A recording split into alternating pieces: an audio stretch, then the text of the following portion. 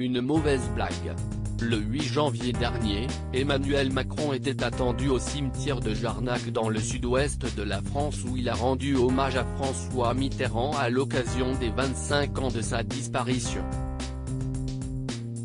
Une cérémonie solennelle pour honorer la mémoire de l'ancien président de la République, sur laquelle pesait une menace finalement écartée.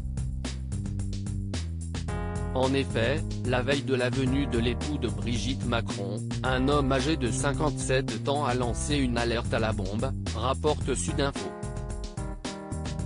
La veille, vendredi 7 janvier, l'individu avait appelé la mairie de Jarnac, assurant que des bombes avaient été placées dans le cimetière. Une menace que les autorités n'ont pas prise à la légère, puisque des démineurs ont été dépêchés dans le cimetière afin d'inspecter le cimetière où ils n'ont toutefois rien trouvé.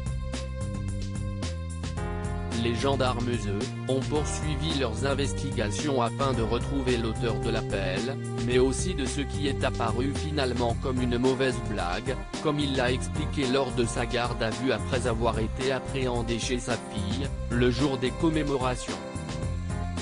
L'homme de 57 ans a ainsi expliqué aux autorités qu'il avait lancé cet appel à la bombe pour s'amuser, rapporte l'AFP, relayé par Sudinfo. Brigitte Macron n'était pas du voyage. Une sortie officielle pour Emmanuel Macron, qui semble complètement rétabli après avoir contracté en décembre dernier le Covid-19. À Jarnac, le président de la République a retrouvé François Hollande, mais aussi Ségolène Royal, qui n'a généralement pas sa langue dans sa poche lorsqu'il s'agit de critiquer l'exécutif.